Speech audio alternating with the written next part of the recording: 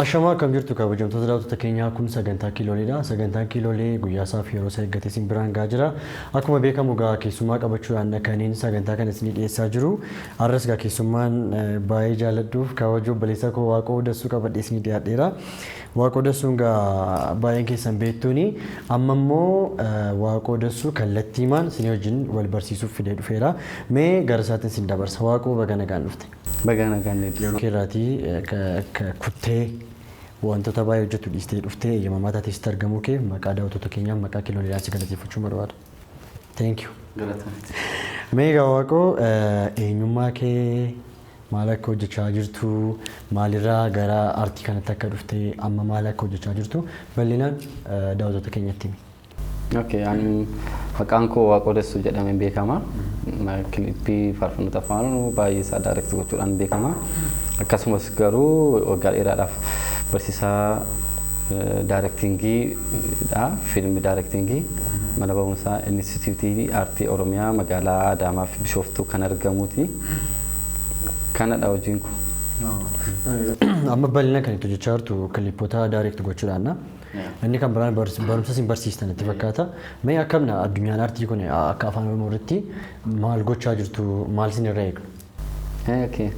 Baay'ee mana barumsaa gaarii tokko babbanamaa jiru. Mana barumsaa aartii ta'anii anis akka carraa fedhii fi kennaasaa waan an qabuu fi jooyin godhee barachuu jalqabe. Ergasii hojii koo qofaa osoo hin ta'in ofii koo irratti illee jijjiirama guddaa argaa jira. Amma gara fuulduraatti immoo kana caalaa moor hojiilee bareedaadhaan dhufuudhaaf qophiirra jira jechuudha. Meegaa yaada kana keessaa tun bahini amma addunyaan aartii kana keessadha kan itti hojjechaa jirtu. Addunyaan daayirektiingii afaan Oromoo amma yeroo kanarra jiru yookiin immoo aartiin kun akka afaan Oromootti akkam guddachaa jira maal ta'aa jira jettee yaadda gama kanaan mee wanta karaa kee jiru tokko daawwattoota keenyatti akka himtuun barbaada kan aartii kana. Aartiin kun baay'ee teekinooloojiin isaas dandeettiin wanta sana hojjechuus fiilmii isaa ta'u kilippii isaa ta'u baay'ee guddachaa siinimaatikiin maal jedhama kwaalitiin viidiyoolee baay'ee dabalaa dhufaa jira.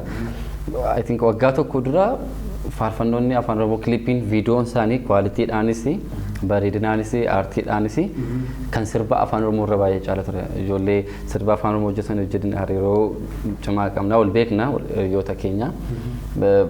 Baay'ee nu caaltu muuziqaadhaan baay'ee nu caaltu waan baay'eedhaan baay'ee nu caaltu even viidiyoon keenya baay'ee isaan caala ture amma garuu isaanis nurra arganii gara keenya dhiibbaa uumaa turre.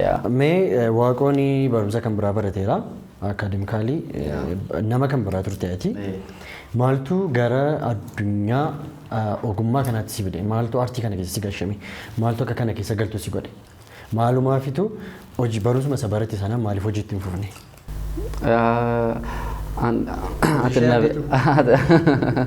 Ati na beekta duriimaa kaasee cheerchii keessatti guddanne cheerchii keessatti faarfannaa diraamaa garaagaraa hojjannaa yeroo qophiileen garaagaraa jiraatu qophiilee garaagaraa dhiyeessinaa achirratti wantoota aartii hojjennee nama bashannansiisan wangeela ittiin dabarsina turre.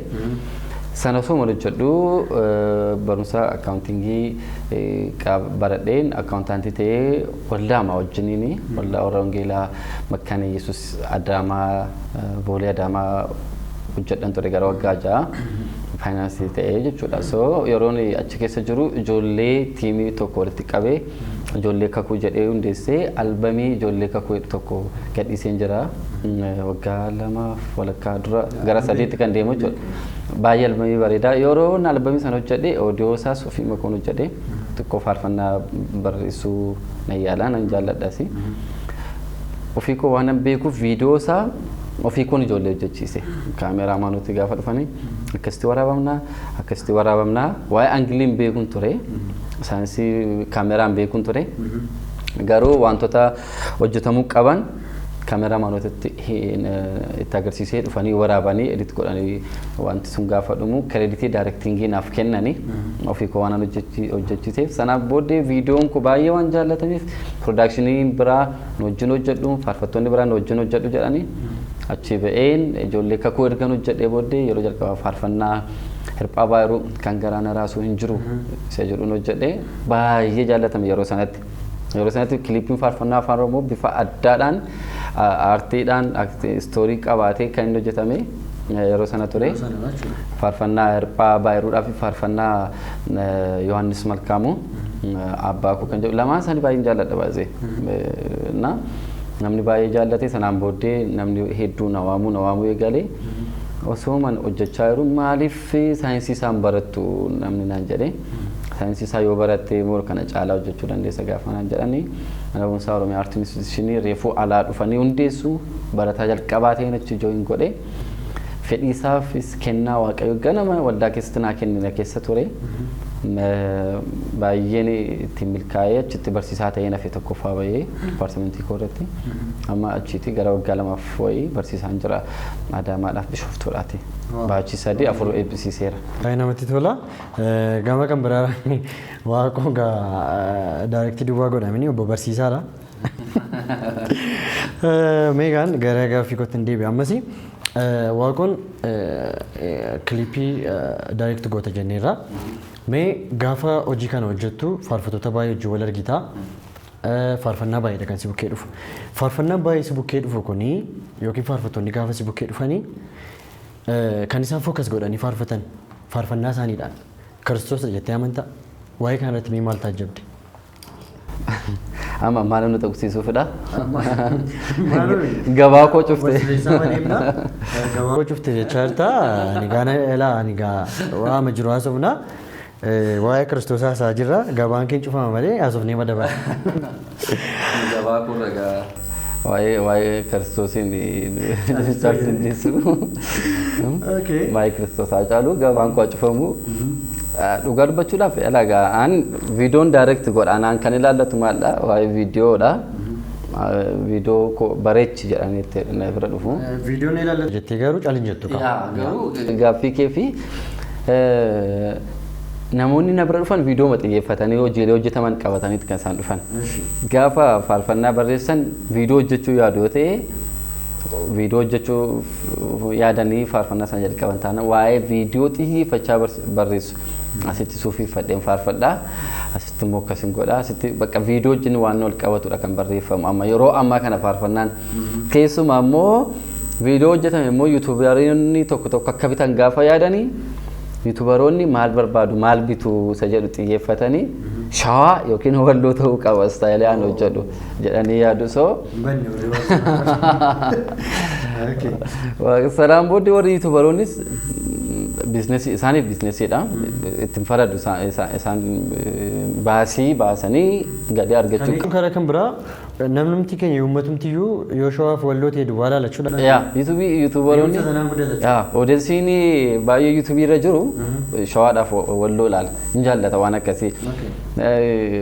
Miidiyaan faarfannoota afaan Oromootti hin darban hin jiran amma yeroo ammaa kanatti mo'aa ture inni illee cufamee itti jira warri kaan immoo uummata keenya bira baay'ee hin geenye.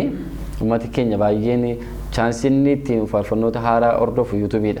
Warri yuutuubii immoo kaffalanii waan kaffalan sana argachuu waan qabanii fi yuutuubii isaanii waan beeksisuuf waan maal jedhama kun viyuu guddaa irraa argatan faarfannoota akkasii bitu kanaaf jechuu qabda.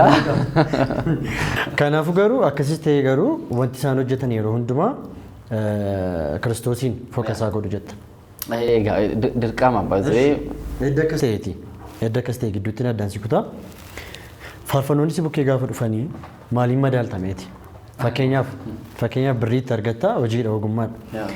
Kiristoosiin fookasiin godhu taanaan hin hojjedhu jettee beektaa? Faarfannaa hin hojjedhu jedhe baay'ee qaba. Jettee beektaa? Maaliif jette? Keessuma koontu nadiidha fakkeenyaaf afuroo keessi jira maqaa namaaf kennamu Yesuusiif kennamee maqaan faarfannaan dhufee jira. Yoon mata duree faarfannichaa waame nama sana gaariin ta'u totaalii afaanii baasee kanan didee jira kanan biizii dhedhee ofirraa kutee jira sirkii kanarraa hin kaaste jira faarfannoonni waliin isaanii naan galle. Faarfannaan tokko dhiyoo kana kanaaf ergame faarfannaa laayivii fakkaata garuu istiidiyootti hojjetamee gidduutti afaan haaraa qaba waca qaba akkamitti akkam viidiyoo isaa hojjedhu hin beeku faarfannaa jettu nan aare faarfannaa sana na ergamuu isaatti faarfannaa jedhamee na ergamuu isaatti nan aare kanan didee jiru waan itti madaaltu qabda jechuudha. Waan itti madaalu qaba. Malee garuu birrii si argamsiisuu fi garuu osoo na namasiisin kanan hojjedhes baay'een qaba. Okay. Amma waan itti gaabbitu moo? Osoo hojiin sun na namasiisin faarfannaan sun na namasiisin kanan hojjedhe baay'een qaba. Dur beektaa maal beektaa faarfannaa gaafa kennamu istiidiyootti jaarsolii waldaa saamsurdii godhanii koreen dargaggoota saamsurdii godhanii koree garaagaraa saamsurdii ta'ee istiidiyoo gaafa dhufu bara gammachiis firumsa fa'aa bara beekamaa fa'aa. Bara Brook Faisaa fa'aa namoonni faarfannaa sana saamsurdii godhan jiru istiidiyootti illee so barri sun afeera amma Yesuus miti seexanatu gooftaadha jettee yoo faarfatte warri istiidiyoo sii qindeessu nu warri viidiyoo illee sii hojjedha. Kanaafatti amma ta'e ergaan kee karuma hundumaadha jechuudha. Warri muuziqaa hojjetanis Kiristoosiin fookas nufaa godhanii ijoo isaanii Kiristoosiin haa godhan jetta faarfattoonnis akka isaa godhan jetta. Kun hin ta'u taanaan garuu hojii kanaan hojjettu. Isa duwwaa miti. Kan Kiristoos baasee ijoo duwwaa osoo hin ta'in gaaffima keessa galuun qabu baasee gaaffima keessa galuun akkamitti faarfannaa jedhamnaan tootaalii waa'ee Kiristoos duwwaa himuu qabaadha ni kanan jedhu dhimma dhuunfaa koo jireenya koo rakkachuu koo argachuu koo dhabuu koo keessatti tuqaa godhee dhiyeessuma iyyuu qabu tuqaa tokko godhee illee faarfannoota akkasii osoo giddu galeessa faarfannaa keenya Yesuus Kiristoosiin godhanne an baay'een gammadaa osoo akkasitti hojjetames baay'ee natti tola garuu maal ta'ettamu faarfannootuma amma dhufaa jiranii lakkoofsi tokkoffaa waan biraayidha lakkoofsi lammaffaa waan biraayidha lakkoofsi sadaffaa waan biraa akkamitti akkan viidiyoo godhee walitti hidhee ergaa guutuu tokko dabarsuun beeku fakkeenyaaf lakkoofsi tokkoffaa irratti Yesuus na jaallatte situu ofitti na fudhatte ani kan keedha jedhee maal ibsaa jaalala achitti viidiyoo isaa gaafa hojjedhu ani maal godha Yesuusiif nama sana walammachiisa wal dubbachaa walammachaa jiru achitti jaalala maal lakkoofsa lammaffaa yookiin immoo lakkoofsa sadaffaa irratti immoo deebi'ee maaf garaa natti jabaatte balleessaa koo akka ta'e nan beeka waan jedhu waan akkasii waan of keessaa qabu jira dugda walirraa dhuguma waan akkasii baay'ee jira akkasaa walirraa galagalanii godha garuu kan jalqabu irra ture dugda walirraa galagalchatanii jaalala uumanii sanaan booda wal fudhatanii deemu amma garuu wal fudhatanii dhufanii gargar ba'anii yookiin akkuma jalqabanitti fitu fakkeenyaaf sii fudhadha waan akkasiin argee osoo hin ta'in gara kanaatti walaloota siiqantu jira. Akkuma jalqabanitti nuuf hafitanii yookiin. Akkuma jalqabanitti wal hammatanii. Egaan kun dhaamsa guddaa ergaa guddaadha faarfattoonni keenya waa'ee kanatti yaadda'ee dhufu qabdu sababiin isaa dhugaa dubbachuu fi ogeessi tokko iddoo hojii isaa sanatti inuma nu barbaachisa. Fakkeenyaaf ani faarfataadha yoo ta'e daayireektii of gochuu danda'an. So gaafa faarfannaa hojjetu dirqama na barbaachista. Edda dirqama nu barbaachista ta'e immoo ati wanta ati itti gammaddiin hojjetu hojjennee dhufuu qabna jechuudha. Kanaaf faarfattoonni keenya waa'ee Kiristoositti yaada. Faarfannaa keessan keessa mataan faarfannaa keessanii gidduun faarfannaa keessanii dhumi faarfannaa keessanii Kiristoos ta'uu qaba jennaan. Meegaa gara gaaffii kottaa nutti darba. Ati akka afaan Oromootti amma aartii kana irratti hojjechaa jirta. Aartiidha jenneera ogummaadha. Karaa kan biraa immoo kennaadha. So mee kennaa kee kana karaa meeqatti fayyadamaa jirta? Fakkeenyaaf amma faarfannaa daayireektii nu gochaa jirta. Fiilmii daayireektii goota. Sirbaa daayireektii gochaa jirta. Yoon jedhe kanaan darkutu. Amma gadhiisna. Sirbaa hojjechaa hin hojjennes hin hojjedhus gara fuulduraatti illee hin hojjedhu. Ogummaadha inni irraa maartiidha. Ogummaadha nan beeka. Birrii ittiin birrii mee gochuuf hojjechaa jirtu wanta kana maal ta'e hojjette? Kilipii faarfannaa afaan Oromoo irraa birrii argachaa hin jiru. Birrii qaba jedhee haasa'uu hin danda'u. Amma baasuu argachaa hin jiru. Daayireektara jechuun waan hundumaa viidiyoo nuun amma mana teenyee ilaallu hundumaa isatu hojjeta jechuu hin dandeenya. Kaameraamaaniin waraabaa edit godhama hojii ogummaadha. Garuu yaada daayireektaraadha kan ba'ee kan mul'atu. Kilipii faarfannaa afaan Oromoo 10 irraa kanan argadhu sirba tokko irraa argachuu nan danda'a. Ijoolleen sirba hojjetan hiriyoota koodha naaf feeruu akkasumas hojiidhaan mana barumsaa nu hojjetu si jedhanii beekan baay'ee mana barumsaa aartiin jira aartii weellistoonni baay'een dhufu nu biratti aartii baratu kan hojjetanis jiru mana barumsaa guddaa ta'eef piroodakshinii dhufanii piroodakshinii keenyaan hojjetu barumsaa guddaa waan ta'eef dhufanii addaraashaa keenya kireeffatanii hojjetu. Sirba baay'ee beekamaa amma baay'ee ho'aa jiru tokko nu biratti hojjetame. Darbee immoo Leencoo Gammachuu namoonni baay'ee beeku sirbisaa baay'ee jaallatamee jira yeroo ammaa kana inni illee obboleessa koodhaanaaf maatiidha garuu an chaansii sirba hojjechuu qabu kana cufeen faarfannaa ma wayya jedheen faarfattootuma keenya wajjiniin naa kaffalanis naa kaffala aartii isaa duwwaa osoo hin ta'in kennaa isa jedhuun caalchisaan beekte ogummaan baradhee argadhe caalaa kennaa sana kan qabu waldaa keessattidha kan of bare faarfannaa hojjechuu irrattan kennaa okay directingii qabaa ani jedhu bare of bare so sana balleessuun hin barbaadu. Kanaafuu malee ogummaadha jedhee itti nama naanillee xiqqoo itti nama naa garuu waan waaqayyo itti ulfaanne immoo ogummaa kudha mul'isuu hin barbaadu yaa. Baay'ee namatti tola. Mee waaqoo siif jechuudha aartii fi faarfannaa maanni walitti dhufeenyi isaanii maanni immoo garaagarummaa isaanii? Walitti dhufeenya haa qabaatan iyyuu garuu faarfannaan aartiidhaa oolla dhoksaa hafuuraadhas gosoota aartii miti gosoota waaqeffannaan waldaa keessatti geggeessinu kanneen akka lallabaa kadhannaa kurnaffaa kennaa jaalalaa buusii gosoota waaqeffannaan waldaa keessatti goonu isaanillee osoo uumamin faarfannaan tureera biyya waaqarraarraa ergamoonni waaqayyoon ittiin faarfachaa turani qabeenyummaan isaa kan waaqayyoodha jedhee nama nasoo dhoksaa hafuuraa guddaa of keessaa qaba sabitee fi faarfannaan anaaf aartii oolla dhoksaa hafuuraa of keessaa qaba. Aartiitu faarfannaa ibsa osoo hin ta'in aartii fayyadamee faarfannaa ibsuun ayyaala amma tokko jedhee yaada. Okay, kanaafuu walitti dhufeenya hin qabaatu jettee dhaqanii yaadu. Okay, naagala mee amma gara itti aanutti si dabarsa. Egaan kabajamtoota daawwattoota keenya akkasiin baay'ee sagantaa kanarraati gaaffii keessaniifis deebii akkasiin argachaa jirtan abdii guddaan qaba.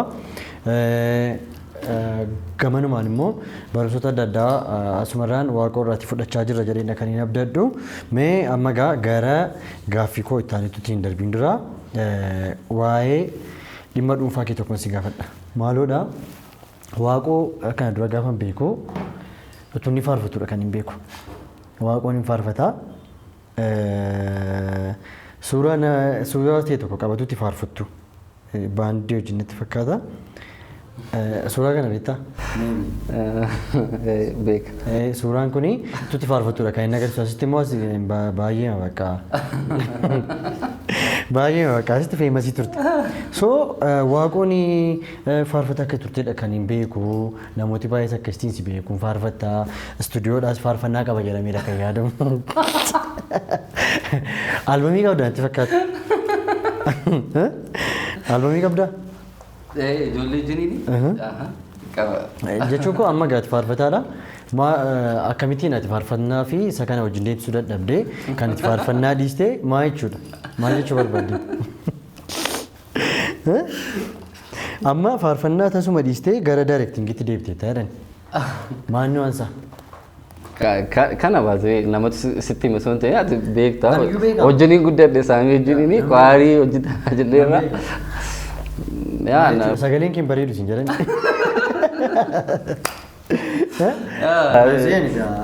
Dhalooti amma warri dudduuba keenya dhuftanii. Gaafa itti waaqeffachiistu gaafa itti waaqeffattus baay'een gammadan ture. Abbaa sammuu keetti bu'e garuu beeku maal siin jedhan?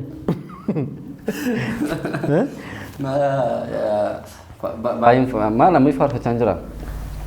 Paablik gochuun dhiise dur yeroo faarfadhu footoo kaasee of kaasee poostiin godhaarra tajaajila bareedaa dabarsine wangeelaawwan yabaloo jedhan ture dure amma nan dhiise karaa daayirektingii beekameera maafin karaa lama beekama dhee gabaa keessaan maafin cufa.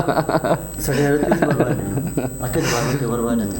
Yaa nan faarfadha muur faarfannaa barreessuudhaan tajaajila kwaarii joobraa keessatti hin guddadhe kwaarii elorooyii wajjiniin tajaajilaa turre fellowship elorooyii lamaan isaanii keessatti faarfannaa dura bu'uudhaan beekama irra caalaa immoo baay'ee worshipii gochuudhaan beekaman ture baay'een worshipii godhaa adaamaan daawum daayirektingiidhaan na beekan amma maatti faarfannaadhaan na beeku nu faarfadha waldaa qotti Ati faarfachuu mata dhiistes yoo jiru. Jiru.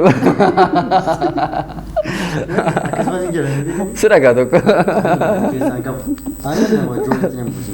Mee ishee edda faarfattatee faarfannaa tokko nu faarfadhu. Amam.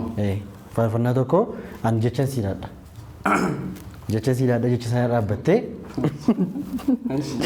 Jecha sana dhaabbattee faarfannaa nu faarfattaa jechuudha. Okay. Jechi koo maalodha? Gaarummaa kee jedha. Gaarummaa keessa jedhu sakandii 10 si kenna. Sakandii 10 jechuun sakandii ati itti jalqabdudha. Start jechuuf jechuudha. Isa booda itti fuftee faarfachuu dandeessa. Gaarummaa kee malee gooftaa koo mudaa kee hin argine naan ulfaadhee malee Yesuus koo haa ta'u nan salphisne jecha maaliif ibsaa olmaa kee isa guyyaa guyyaa ol qabeen eebbisaa maqaa kee jedhee haalleluuyaa. Ga'u ittiin qophoofne vookaalii hojjedhee deebida. Guyyaa kana vookaalii hojjetee nu baatu rakkoon qabu. Normali sagaleen kee hin bareedas hin fokkisas hin jedhani. Garuu yoo dandeessee faarfannaas nu faarfadhu. Tajaajila faarfannaas hin dhaabne. Walqabsiisitti deemsi jechuun barbaada. Mee gara gaaffii kootti aanutti deebi'a. Gaaffiin kootti aanu gaafa gaaffii kana si gaafadhu gaaffii ani ofii koo qopheeffadhee jira. Gaaffii daawwattoota keenya na ergan jira. Feesbuukii irratti footoo kee poost godheen ture. Suuraa kee akka isaan gaaffii na dhiyeessanii bilbila koos kaa'een ture. Siinis si argatanii si erganii irratti fakkaata. Atis na ergiteetta. Isa kana kolleekti walitti godheen dhaqanii keessaa filadhee dhufe jechuudha. Gaaffiin nama qabadee dhiyaadhe kun maal jedhaa? Kiliipiin faarfannoota afaan Oromoo amma yeroo kanarra jiru. Irri caalaan isaa tokko tokko advencharii fakkaata. Fiilmii advencharii fakkaata. Tokko tokko fiilmii hindii fakkaata. Tokko tokko immoo sirbuma fakkaata. Siigalee namni amma fakkeenyaaf namni tokko maal naan jedhee faarfannaa afaan Oromoo baay'ee isaa saayilantii gootee yoo dhaggeeffatte yookiin immoo sagalee isaa balleessitee yoo akkasumatti ilaalte namni waaqayyoon hin beekne tokko yoo dhufe yookiin immoo namni akkasitti ilaalaa jiru tokko namni sagalee sana hin ilaalle namni sagalee sana hin dhageenye sirba duukaa sirbuu danda'a. Siigalee namni akka sirbaatti imaajin gochuu danda'a. Isa kana amma gaa faarfannoota baay'ee daayireekti goota jennee ati waaqoon faarfannoota baay'ee daayireekti godha jedhameedha kan inni beekamu. Mee waaqoon wantoota kana keessaa harka qaba? Akkamitti ilaaltame? Faarfannoonni baay'ee gaafa sana akkasitti hojjetaman maaf caljittee ilaalte? Moo atis gumaacha keessaa qabda? Akka inni fiilmii advencharii fakkaatuuf. Akka inni sirba fakkaatuuf gumaacha keessaa qabda moo isa kana irratti deebii maalii qabda? Namoota baay'eedhaan nu gaafadhu kan naan jedhanii. Mee isa kana sirriitti irratti haasofne akka dabarruun barbaada. Okay. Gaaffiin kun anaanis baay'ee na rakkiseera. Keessumaa sooshaal miidiyaa irratti maqaa koo eeranii neeshin na godhanii gaafachaa turan namootaan beeku namoota hin beekne. Faarfannaan afaan Oromoo fi sirba afaan Oromoo maaliin adda baasnu laata? Walaloodhaan immoo kan jedhu jira. Sirboonni faarfannoonni afaan Oromoo amma sirba fakkaataniiru. Isteejii irratti dhedhageera isteejii tokko irratti. Amma faarfannoonni keenya sirbi keenya wal fakkaachaa dhufaniiru. Namni jedhe jira sirbituun akkas jedhe jira. Ijuma koodhaan kan arge kan dhaga'e. Yeroo ji'oota 4-5 asaan hojii kanarraa xiqqoo fagaadheen jira. Yeroo ammaa kana waan akkasii baay'achaa jira. Namooti na beekanis namooti na beeknes wanta kana gaafachaa turanis anis waa'ee kana dubbachuu nan barbaada. Kiliippiin gara saayinsii isaadhaan gaafan haasa'uu barbaadu gaafan barsiisu kiliippiin tootaalii teeknika. Argitee teeknika jechuun bareechuudhaaf waan ati xiyyeeffattudha. Bareechuudhaaf sirbuun sun kiliippii jaalalaa yoo ta'e kiliippii sirba biyyaa ilaallatu nama dhuunfaa ilaallatu maalla kun goota jaju yoo ta'e akkamitti akka hojjetamuu qabu saayinsii mataa isaatii qaba. Teeknika kun jechuun fiilmii gaafa waraabdu fiilmii jaalalaa waraabda taanaan angilii kamiin akka waraabuu qabdu kalariin fiilmii keetii maal akka ta'uu qabu lookeeshinii kee maal akka gochuu akka qabdu saayinsiin yookiin seeronni lafa si ta'an jiru. Kiliippii garuu tootaalii teeknika bareechuu irratti xiyyeeffata. Baakgiraawundii kee jijjiirtee kostiumii kee yookiin uffata namicha sanaa jijjiirtee rifeensa isaa waan hunduma isaa bareechitee bareedina irratti xiyyeeffannoo guddaa goota kilippii gaafa ta'u teeknikaadha. Garuu kilippii faarfannaa gaafa ta'u garuu adda ta'uu qaba. Sirba akka barbaaddetti bareechitee dudduuba kanatti waan barbaadde gootee waan barbaadde mallattoo barbaadde fannistee ergaa barbaadde dabarsuu dandeessa. Faarfannaa gaafa ta'u garuu saayinsoonni faarfannaa irratti hin hojjenne jiru. Totaalii hafuurri qulqulluun irratti mul'achuu qaba. Waan ati mul'istu baagiraawundiin kee waan ati uffattu akkamitti akka ati faarfattu akkamitti akka maayikii qabattu isaan kun illee gaaffii akka hin kaasnetti hojjetamuu qabu turan. Bareechuu keessa baasnee amma beektaa sinimaatikii duwwaa xiyyeeffannee waan deemaa jirru natti fakkaata gaafa yaadee amma taragaagee gaafa yaadu sinimaatikii jechuun viidiyoo keenya bareechuu qofa olaantummaa hafuura qulqulluurra olaantummaa bareedina viidiyoo mul'isuutti waan ceedee natti fakkaata. Amma immoo keessa ba'ee akshinoonni baay'ee irratti baay'achaa dhufaniiru. Akkam jedha yoon dubbadhe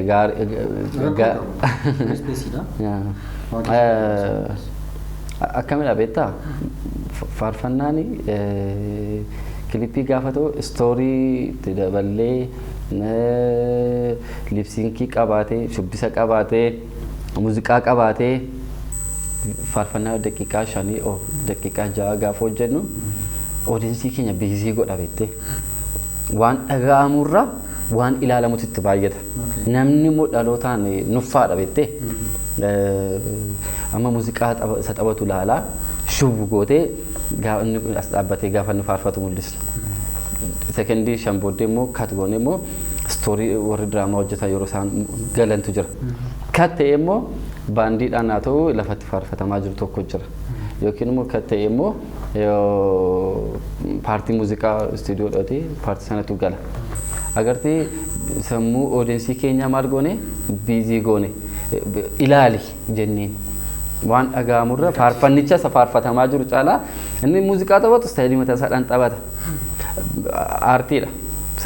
Sirba gaafa ta'u ndaawum kana caalaa akka isaan taphataniif intarneet puush gootaan dannasaa maal jechaa naama. Faarfannaa gaafa ta'u garuu wantooti baay'ee nurraa wantooti calaqqisanii dhokotanii hafuurri qulqulluu yookiin ergaan faarfannaa suni argamurra caalaa akka dhaggeeffatamurra caalaa akka hubatamu ta'uu qaba ture. Amma garuu isa ilaalamu irratti xiyyeeffatamaa dhufe. Isa ilaalamu irratti yoon maal uffadheen bareedaa yoon akkamittiin maayikii koo qabadhe yoon akkamittiin shubbisee bareedaa isa jedhu irratti xiyyeeffatamaa dhufe. Warri sirbaamu akkasitti hojjetu. Viidiyoo kilippiin gaafa hojjetamu akkasuma bakka aadaa isaadha seera isaadhas. Faarfannaa irra gaafa dhufnu garuu nun warri faarfannaa hojjennu ishee kana xiqqoo of eeggachuu qabna. Amma keessaa of baasee osoo hin ta'in keessuma taa'ee dubbadhu waan kana quba qabu sun barbaadu wantoota nuti jalqabe faarfannoota afaan daayirekti gochuu so kallattii masanarra deemamaa waan jiruufi keessaa baqadhee quban qabu anis wantoota akka malee yookiin kallattii malee hubadhee qaba sababii ta'eefi so isaan sun akka sirreeffamuun dubbachuu keessumaa yeroo dhiyoodhaas wantooti babba'aa jiran immoo anatti iyyuu hin tolle. Koomiinii uummata keenyas dhugaadha jechuudha. Kana jechuun amma dhugaa dubbachuu fi anis akkan argeetti faarfannoonni baay'ee ergaan isaanii fi wanti namtichi sun gochaa jiru waliin argu. Silaalee namti fakkeenyaaf waa'ee hafuura qulqulluu taanaan waa'ee hafuura qulqulluu faarfachaa diraamatikiinsaa garuu gargar. So isa kana amma fakkeenyaaf inni tokko gaafa isaan bosona keessatti hojjetan jira. Tokko gaafa isaan hoteela keessatti hojjetan jira. Tokko gaafa isaan karaa irratti hojjetan jira. Amma gaanattis kiliipota baay'ee hojjetteetta. Kanaaf karuma gabaabaa maal gochuu qabna jetteedha kan itti ergaa kana dabarfachuu barbaaddu. Akkami beektaa? Tokkoffaa xiyyeeffannoo keenya kiliippii irraatii ergaa faarfannaa keenya namni jaallateera isa jedhu irratti xiyyeeffachuu kiliippiin koo jaallatameera jechuudha. sirbarraa koppiin taane baay'ee wanti nu amanuu wal amanuu qabnu kiliippii sirbaa baay'ee garuu sirbarraati kiliippii kan godhaman jiru jedhama. Sirba ebaloojiin sirba isa kana bukkee qabanii ilaanni kun kan irraati akkas godhame. Inni kun immoo isa kana irraa fuudhameedha kan jedhamaa jiru. Kallattii piroodaakshiniidhaan, kallattii istooriidhaan, kallattii aayidiyaadhaan faarfannoota afaan Oromootu caala sirbarra. Miidiyaama sana keessa jirra sabiteef hojii wal fakkaataa keessa jirra sabiteef wal beeknaa hin agarra hojii isaanii nutu baay'ee fagaatee deemee ture amma garuu isaan nu dursaniitu nu caalaniitu jiru. Garuu yeroo baay'ee faarfannaa irraa koppii godhama malee sirbarraa koppii goonee hin beeknu. Amma maybe aartiidha. Aartii tokko kallattii ibsitu wal fakkaachuu ni mala al tokko fakkeenyaaf waa'ee jaalalaa gaafa sirbituuf waa'ee jaalalaa gaafa faarfattu wantooti wal fakkaataa fayyadamnu jira. Wantooti wal fakkaataa fayyadamnu jira. So maybe deemee koppii ta'uu danda'a. Koppii kan taanis jiraachuu danda'u fakkeenya karaa. Perfectly wanti koppii ta'e jira jedhameera amma. Irra caalaatti amma komiin namoota waa'ee kan ka'aa jiru wal bukkee qabanii. Dhugaa dubbachuuf kiliippii duwwaamin miuzikiin isaayyuu siigalee namti akkaataa isaatti toonii isaanii baasan illee sirbame sana wajjin wal fakkeessuu kan yaalan jiru. Siigalee namti amma fakkeenyaaf dhugaa dubbachuuf faarfannaan shawaa uummata Oromoof aadaa keenyadha. Shawaadhaan faarfachuun mirga keenyadha. Shawaadhaan faarfachuu fi akka sirbi shawaa tokko sirbametti jechuun garuu kun fudhatama qaba. Akka sirbi shawaa tokko kiliippiin isaa hojjetametti faarfannaa keenya jechuun fudhatama qabaata si bukkeetti. Koppiitti hin amanu garuu shawaa maalla istaayilii shawaa maalla. Wayyaallee koppiin godhu beekta. Diizaayinii wayyaallee. Diizaayin kan ta'e immoo kan aadaa. Wayyaa diizaayin kan ta'e diizaayinariin tokko kan inni sirbitu tokkoof hojjete yookiin hojjette faarfataan keenya immoo istaayilii kan biraadhaan bareechee kan hojjetatan fa'aa jiru. Kun tapha ijoollee baay'ee masheemiidha kun baay'ee sheemiidha baay'ee fokkisaadha. Akkaataa sagalee muuziqaa uffannaa warreen kun maal yaadame akka koppii godhamu hin beeku. Dhiisanii yoo sirban gorsa jara kana garuu waa'ee muuziqaa shawaatti haa dhufu dubbachuu kanan barbaadu tokko kanadha. Keessumaati odeessiin akka malee yookiin sirriitti akka na hubatu kan barbaada kana. Shawaa faarfanne yoo ta'e istaayilii shawaadhaan faarfanne yoo ta'e aadaadha miti. Aadaan sun maal qabame? Maal qaba? Aadaa shawaadhaan faarfachuudhaaf maaltu na barbaachisa? Bakka tootaalii tiipikaalii shawaa ta'uun qaba. Aksantii koo yoo danda'ame aksantii naannoo shawaadhaan faarfachuun qaba. Uffata shawaa uffachuun qaba. Maal jechuudha? Uffata aadaan uffadhaa jechuudha. Naannoo shawaatti gaafa yeroo waaqa isaanii galateeffatan yeroo aadaadhaan tiipikaalii aadaadhaan shubbisan yookiin ragadan maal godhu uffata aadaa isaanii ni uffatu. Shimala qabachuun kan sirbaadha jedhee macaafa barreeffamee irratti qoodamee jiru yookiin immoo dirreetti ba'anii uffata aadaa uffatanii shimala qabatanii shubbisuun yookiin ragaduun sirbaa. Kun immoo kan harka walitti rukutanii ashawashawanii faarfachuun immoo kan faarfannaati jedhee namni gargar hiree kaa'e hin jiru. Kana jechuun shimaluma qabannee haa faarfannu yookiin immoo ragannu miidhaa keessatti baanee jechuu kiyya osoo hin ta'in aadaa gaafa hojjennu amma nu danda'ametti xiyyeeffannoo keenya sassinas hin jedhila olaantummaa hafuura qulqulluu yookiin mul'isa Yesuus Kiristoositti ala osoo hin ba'ini tiipikaalii aadaa keessa taa'ee yoon hojjedhe cubbuun qaba. Cubbuun qabu inteenshiniin koo yookiin galmi koo Yesuus Kiristoosin mul'isu haa ta'u. Yesuus Kiristoosin mul'isu haa ta'u. Walloos gaafa ta'u akkasuma aadaa walloodhaan walloo bakka bu'ee faarfachaa jirami. Aadaa isaaniidhaan yoon faarfadhe maal ta'a? Isaan gaafa faarfatan uffata isaanii uffata aadaa uffatanii maal kun gosa kanaan yoon shubbise cubbuun hin qabu. Intenshinii koo garuu waan biraa hin godhin. Yeroo baay'ee nan argaa yeroo faarfannaa baay'ee hojjedhe shawaa baay'ee hojjedheera walloo muraasa hojjedheera. Yeroo dhufanii hojjennu ijoollee warri shubbisnus warri faarfatanis yeroo ragadaa sanaaf yeroo shubbisaa sana hin dagatama kanadha kan bade hin dagatama taalentii kootti mul'isuu jira miti. Xiyyeeffannoo faarfannaa keessaa ba'uutu jira. Kanatu dogoggora malee shawaadhaan gaafa faarfadhu tiipikaali shawaa ta'e yoon faarfadhe cubbuun itti baasee. Kun kan keenyas miti baasee. kun aadaa warra bakkeedha. Garuu nuun fudhannee aadaa godhanneerra. Harka walitti rukutuun macaafa qulqulluu irratti harka walitti rukutaati gaafa faarfatan yeroo hundumaa shawaas gaafa wanti jedhame seerri kaa'ame hin jiru. Garuu wanta goonu hundumaa kun macaafni qulqulluu jedhu ulfina waaqayyoodhaaf haa goonu. Waan uffannu, waan nyaannu, gaafa dubbannu, gaafa faarfannu, gaafa viidiyoo hojjennu illee jechuudha. Intentionii keenya bade mala.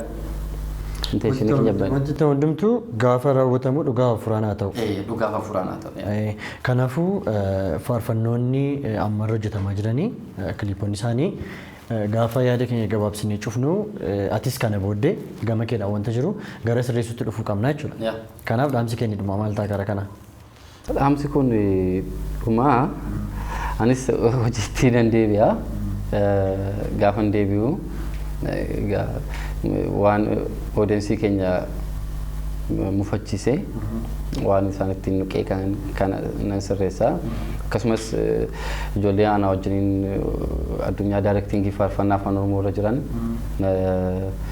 beektaa saayinsii fiilmii gaafa barsiisnu daayirektarri gooftaa piroodaakshiniidha. Piroodakshinii namoota hojjetan hundumaa irratti gooftaadha jedhama, boos jedhama. Gooftaan daayirektaraa immoo odeensiidha. Odeensiin hojii kun jaallanne taanaan chaansii ani itti hojjedhuun dhabaa dhufa. So hojii koodhaan amansiisuun qaba odeensii koo. So gooftaan koodha odensiini. Dirqama sirreeffannaa balleessineerraa. Nuyi sirreeffannaa jedhaani. Okay, mee haa ta'u gaanii. Mee gara gaaffii kottaa nutti hin darbaa. Amma immoo sana keessaa baanii gara gaaffii kan biraattiin dhufa yaada kan biraadha kuni. Waaqooni hiriyaa qabaa. Yeroo ta'e qalabatii godhateera akkasidha fuudheera jedhamame waa'ee gaa'ela kee deebii bareeddu ishee nu deebisiiti bira dabarra kan. Engage godheera yeroo gabaabduu gidduutti cidha koo hin argitu as Finfinnee keessatti maal jedhama cidha guddaa eegaa. Kanaafuu fuudhuudhaaf hin jedha engage godheera sargii koo immoo baay'ee ji'a muraasa ji'a gabaabduu gidduutti as Finfinnee keessatti godhachuudhaaf karooran qaba.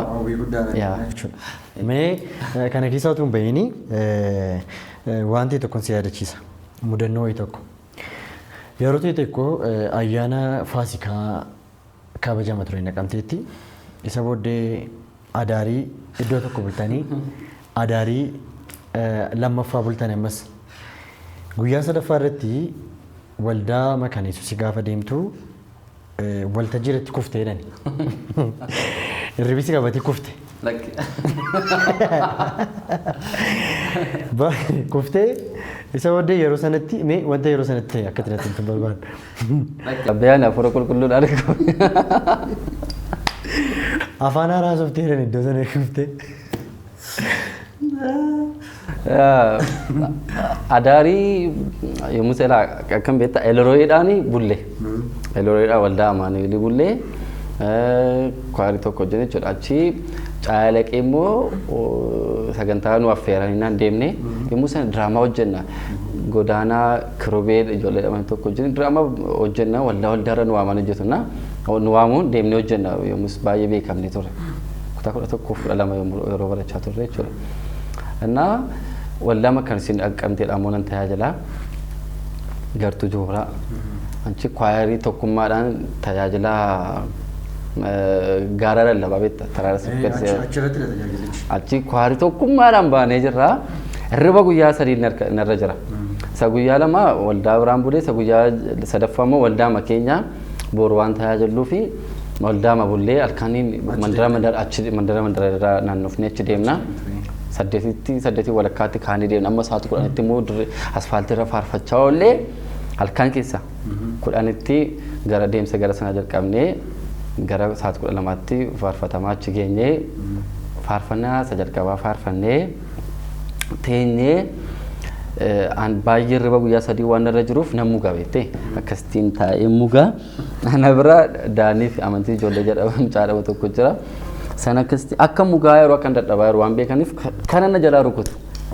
Kana jalaa rukutanii gar jedheen deema maaloo dhee kadhadhee keezii koo amansiiseeni mishi bakka rafi bakka na jedhanii akkas jedhee rafa ammallee achi osoo ergana fudhatee sokkee booddee ammas na jalaa rukutan nani beeku nan kufee nama sadii moo nama afur rukuteen kuffisee kufee gaafan kufu bakka akkan kufee achi ciisee akkan kufee nan hubadheeta okay amma kwaayiroonni hundumtu gaararra sabetee fi amantoonni achi taa'anii nu ilaalu qeessonni nu ilaalu qeessota baay'eetu jira uffata lubaa uffatanii qeessota gara 10tu jira faranjoonni jiru bakka nan qaanee miti amma nama kana gidduutti dhee achi ciisee yaadee bakka qaana koorrama bakka yookiin seexana yookiin afura qulqulluu akka nama kufeettiin aakte godhadhee gaafan afaan haaraasoo barbaadu jaarsi waldaa afaan haaraasoo gaafa barbaadu jaarsi waldaa beeksisaa dubbachaa jira torbee kan keessummeessu jedhee dubbachaa jira afaan bacheem egaa beeksisa irratti afuuraan tuqamtee afaan haaraan haasoftu daadhufuu didee sheemiin na qabatee nachumaan ka'ee bakka mudannoo kee kan biratan deebi'a mudannoo kee inni taanuma maal labeeta inni gaa dubbatamu yeroo ta'e tokko akka raajiweessi gochaa ture. Raajummaa kana si yaadda turte nama obboleessa keenya nama mo'aa jedhamu bilbiltee ergaa dabarsitee turte. Ergaa dabarsitee turte mee ergaan sun raawwateeraafi? Ergaan sun raawwateeraafi? kutaa 12ffaa yeroo baranne antaraasii kutaa 12ffaa fudhachuudhaaf qophaa'aa jirra hundumtuu ta'ee isinii keessa yaala beektu na qormaata ga'eera mo'ama daraja mo'aa keessa na guyyaa wajjiniin oollee gaafa wajjiniin oollu maal jedha ani waan biraan barbaadu darbee maa Wallaggaa Yuunivarsiitii duwwaa naanaa ga'u jedha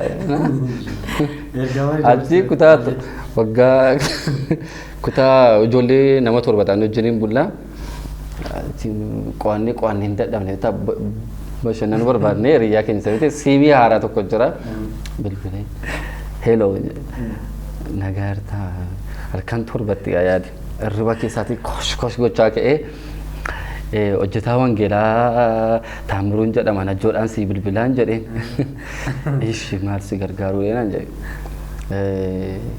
milikkitaaf illee sila ijoollee gidduu dhaabbatte ani waan biraan barbaadu darbee Wallaggaa Yuunivarsiitii duwwaa akkana ga'u qofaan barbaadan jenneetiin jedheen dhugaadha jedhe naamani amma beektaa utuma naga'u ka'ee jilbeeffate achi ana bira laawudirra ture ijoolleen na biraa hin kolfu hiriyootuma keenya sabii ta'aniif hin kolfu hin dabartaa Wallaggaa masigaana ameen saanni ameen jedhu tokkoffaa waan furdaadha sagaleen isaa furdaadha irriba keessaa kee walitti dabalatee baay'ee furdatee ameen gaafa jedhu ijoolleen kolfu ijoollee ergaan sun teera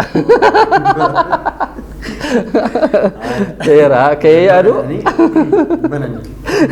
banadhaa qophaa'e baay'ee namatti tola. Mudannoo tokko maal dhagee waaqoonni magaalaa Naqamtee keessatti karaarraati dhagaa bu'uuraa tokko ka'eera jedhama. Dhagaan bu'uuraa sun maalidha?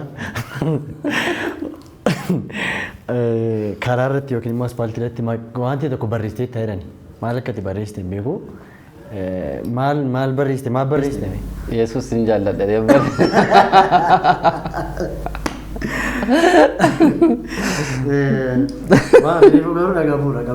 Yaa qaba naannoo karaa hospitaala geessurra achirratti waan barreessite qaba. Jaalalanni qabatee hin beeku mucaa durbaa tokko hordofaa ture ishee maqaa isheen barreesse irratti fakkaata. Waldaa otoo hin deemuun dhagaruu. Mudannoo kana keessatti baanee gara gaaffii gosa dhumaatti hin deebi'a. Mee waaqoo akkati walitti qabaadhaan deebistuun barbaada. faarfannootni amma baay'ee hojjetamaa jiranii kiliipiin isaanii gara live worshipitti jijjiiramaa jira isteejii irraa bakka kan hojjechaa jiranii qulqullinni viidiyoo amma faarfannaa afaan oromootti hojjetamaa jirus baay'ee bareedaadha kan inni jiru amma yeroo kana mee kanuma wajjin wal qabsiisuudhaan akka yaada keetti maalidha kan itti hubachaa jirtu maalidha kan itti ilaalaa jirtu gaarummaa isaa isa kana asumarraa naaseeti dhumarratti immoo namoota galateeffachuu barbaaddu namoota gama kanaan akka iddoo kana geessu bukkee kee dhaabbatan namoota laaltee kaatee namoota immoo barumsa isaan irraati waan baay'ee barachaa dhufte asumarraan galateeffattaa jechuudha dhumarratti. Yaa amma faarfannoonni baay'ee gara isteejiitti deebi'aniiru. Daarektiingii gaafeedhaan waazii daarektar faarfannaa daarekti goona gaafeedhamu istoorii irra gashinee jira miti diraamaa irra gashinee isa daarekti ta'e miti isaa ala isteejii maratti jalqabee isteejii biratti kanan xumuree kana daarekti godhe baay'ee qaba. Wantoota daarekti ta'an daarekti goone jechuudha. Yoo amma gara iddoo aarsaatti gara isteejii irratti hojiilee hojjetaman fakkeenyaaf yeroo baay'ee chikchikaa yookiin immoo reegee waalzii warreen yuutuubiidhaan baay'ee bitamne hojiilee muuziqaa laayivii hojjetaman laayif baandiidhaan hojjetaman baay'inaan keessumaa istiidiyootti gaafa hojjetaman liidiin saaksifooniin laayiviidha taana isteejiidhaan baandiidhaan hojjetame hin fokkisuunna hojiilee baay'ee isteejiidhaan hojjetamaa jira hojjechaa jira baay'inaan amma isaan kun baay'ee jajjabeeffamu akkasumas aartiin kan keenya aartii keenyaan waaqayyoon galateeffachuu ni dandeenya wantoota artistik ta'an wantoota kreativitii mataa keenyaatti dabalee hojjechuu dandeenyu isteejii alatti illee intenshiniin keenya waaqayyoon yookiin Yesuus Kiristoosiin giddu galeessa haa godhatu malee hojii bareedaa hojjechuun ni danda'ama nama gara kanaa booddee hojiilee babbareedaadhaan hin dhufnaa. Bareechinee akka hojjechaa jiru kanatti irra caalaa isaa guddisnee waaqayyoof wanta malaa hojjennu jetta. Mee gaaffii ishee dhuma tu galateeffachuutti hin dhufin gaaffiin kun dhuma maaludha? Yeroo baay'ee kiliipiin bareedee sagaleen faarfataan bareedu yeroo baay'ee kiliipiin bareedee woordiin faarfannaa sanaa sirrii miti. Karaa kanaa maal faarfattoonni keenya akkasini gama fakkeenyaaf kiliipiin tokko gaafa hojjetamu daarektarii akka barbaachisaa wanta sana fookas godhee hojjetamu bareechamee hojjetamutti faarfattoonni keenya akkuma isin baay'eetti yaaddoftanii kiliipii hojjetan sagalee sana irratti maal hojjechuu qabu jetta? Akka seeraatti iyyuu bazee istiidiyoo osoo hin galiin walaloo isaanii fi yeedaloo sirriitti osoo hojjetanii fixiini kana maal sirreessu jedhanii osoo nama gaafatanii daarektara isaanii gaafatanii baay'ee bareedaadha. Tokkoffaa walaloon toora lakkoofsa sadaffaa irratti ta'uu qabu yeroo baay'ee lakkoofsa tokkoffaa irratti akka ta'u osoo nu ta'e barbaanna. Gara muuziqaatti gara sagaleetti yoo sun dhufin jechuudha. Walaloo ordarii walaloo kiliipiin sun wal qabatee filoo isaa eeggatee akka deemuudhaaf intiroodhaa fi dhumarratti inni hojjennu akka nu bareeduu fi yaa amma fakkeenyaaf faarfannaa ijoollee kakuu kana hojjedhe walaloo isaa ofii kun barreessee zeemaan kan koodha. Viidiyoo isaa hojjechuuf na rakkisne kanaaf naa bareeda kanaafin gara addunyaa daarektiingiitti na waaman achi keessaati. Kanaafuu cal jettanii dhufinaa maaloo yaada sirriitti hojjedhaa. Fakkeenyaaf faarfataa Assagid Abbabee jirra mallees faarfannaa jedhu sana walaloo isaa akka inni sirreessu diraamaatikaalii irratti hojjenne agarsiisu istooriin sun akka bareeduu fi walaloo iddoo biraa ture tokko gara jalqabaatti akka fiduu fi kan gidduudhaa kan ta'e dhuma duwwaa irratti faarfatamee jira. Sagantaan kaasatanii gara viidiyootti dhuftanii jechuudha. Waa'ee sagalee irratti hoo? Waa'ee sagalee irratti gaanis rakkina sagalee waan akka waa'ee sagalee irratti waaqayyoo fi sagaleen bareedaa, vookaaliin bareedaa, muuziqaan bareedaa, viidiyoon bareedaa dhimma nama jedhu keessaa tokko an. Sagalee bareedaatti nama amanu keessaa tokko an. Sagalee koo midhiisaatii walaloo koo dhaggeeffadhaa akkasa jedhamu akka dur sagantaa mandaraa yaadatti ta'e amantoota sagalee kudhiisaati san jedhu dhaggeeffadhaa inni kun nama amansiisu naan waaqayyoo waan bareedaa ni mala. Ispeeshaalii dhiyeessuu qabna. Kanaaf vookaalii hojjedhaa sirriitti hojjedhaa muuziqaa bareedaa ijoollee muuziqaa bareedaa hojjetan biratti hojjedhaa waan bareedaa qabadhaa kottaa waan bareedaa isiniif dhiyeessina. isiniif duwwaa osoo hin ta'in aarsaadha beektee tajaajila aarsaadha sababni waaqayyoof dhiyeessina waan gurmuufnee Waama kan waaqayyoo bareechinee bareechinee waaqayyoof dhiyeessuu qabna. waaqayyoo kan ittiin hundumtuu bareedaadha. Sirrii. Baay'ee namatti tola. Baay'ee sagantaa bareedaadha kan nu qabaanne gaaffii baay'eef deebii deebisteetta baay'ee natti toleera. Mee kallattii makanaan carraa kanaaf sababeeffachuudhaan namoota galateeffachuu barbaaddu namoota teenkii jechuu barbaaddu. Okay. Jalqaba irratti namootaan teenkii galatoomaa jechuu barbaadu. Tokkoffaa irratti egaa giiftii duree koodha. Duretti Silashii Ayyalii jedhamti. Haadha manaa koo. Isheedhaan teenkii jechuun barbaada. Baay'ee amilee naa taatee, mooraalii naa taatee. Maalla kun hojii kootti baay'ee na jajjabeessiti. Baay'ee ana caalaa isheetu dhimma hojii koodhaafi. Galatoomii ture. Bareedduu galatoomii jechuun barbaada. Maqaa itti manatti si waamu gaasitti si waamuu hin danda'u. Maqaa keedhaan si waama. Lammaffaa irratti kallattii hojii kanaatti kan na waamee naaf jedhe hojii kana keessa amma yoon akkan turu kan na godhe hiriyaa koo fi obboleessa koo Lalisaa Geetaanee abbaa Oqubaa Fiilmisii galatoomii laluu jechuun ni barbaada. Jalqaba isaa wajjin jalqabee mallee isaa wajjin hojjechaa darbee laloodhaan thank you jechuun ni barbaada. Fuudhaan ijoolleen production qaban wajjin hojjedhu caalmaatti amma wajjin kan hojjechaa jiru Boonii Waajjira BW thank you Boonii Fiqee Kumbii Pictures Raajaa Shiidoo Jootee Tolaa isaanii jabaa kiruu hunda isaanii galatoomaa jechuun barbaada. Eebbaa dirribaa ijoolleen wajjin production hojjedhe hundumaa thank you jechuun barbaada. Isaan dabalataan immoo Oromiyaa Art Institutionii founder isaa Gammadoo Jamaal inni anaaf nama akkamii ta'e ibsuun natti ulfaata. Bara koo guutuu nama baay'ee galateeffadhu baay'ee jajjadhuudha. Gammee galatoomii akkasumas kiruu Oromiyaa Art Institutionii hundumaa galatoomaa jechuun barbaada. Akkasumas obboleessa Gosaabee. Mee waa'ee Kiloolee Shoodhaan maal jettaa? Ergaa akkamii qabda? Dhaamsa akkamii qabda Kiloolee Shoof? Kiloolee Shoo durumaa kaasee beekaa saamiin hiriyaa koo waan ta'eef hojiin hojjetu hundumtuu na qaqqaba ture. Tokkoffaa jajjabeessaa faarfattoota keenya ittiin qeeqna ittiin gorsinaa ittiin barsiisna. Ndaam gara fuulduraatti maalla kun hard jedhamu kanamaaf goote sanamaaf goote akka gara jedhutti akka guddatu abdiin qaba. Waa'ee faarfannaa baruu barbaadnaa, waa'ee vookaalii baruu barbaadnaan, waa'ee viidiyoo baruu barbaadnaan Kiloolee Shoo hordofaa isiniin jedha. Saamiin baay'ee gaazexeessaa qofaa miti baay'ee faarfataa cimaadha. Waa'ee sagalee barbaadnaan nama biraa miti isa gaafachuu dandeessu. Galatoomaa warra Kiloolee Shoo hundumaa kiruu as keessa hojjetu hundumaa thank you jechuu barbaada. Baay'ee ulfaadhu waaqoo koo yeroo bareedaadha kan waliin dabarsine. Egaan akka Kiloolee Shoottis akka saba keenyaattis akkuma biyya keenyaatti tokkoffaa instituushinii keessan irratti waan guddaadha kan nuti eegnu. Itti aanuudhaan immoo sirraa akka dhuunfaatti waan guddaa eegna. Ijoollee keenya waan baay'ee barsiisuu dandeessa. Kilippii keenya irratti dhiibbaa guddaa uumuu dandeessa jennee amanna. Kanaaf nu jabaadhu. Bukkee kee jirraa iddoo guddaatti seeqna jechuun barbaada. Baay'ee ulfaadhu kabajamii sin jaalladha. Egaan kabajamtoota daawwattoota keenyaa sagantaan keenya har'aa kana fakkaata ture. Obboleessa koo waaqoo dassoo wajjin sagantaan qabu kana ture gaaffii keessaniif deebii argattaniitu jedheen kan hin amanu. Torban sagantaa bareedaa barsiisaa keessummaa nama kan biraa wajjin amma deebi'ee dhufu torbeen kun torbee gaarii isiniif haa ta'u. Sagantaa kana kallattiidhaan Saban Ispirit TV irratti argattu. Inni kan biraan immoo sagantaa kana Facebook peejiidhaan Kiloolee Shoo jettanii argachuu dandeessu. YouTubeidhaan Kiloolee Shoo jettanii argachuu dandeessu. Like, share, subscribe naa godhaa. Baay'ee ulfaadha, baay'ee kabajamaa isiniin jaalladha. Bye bye.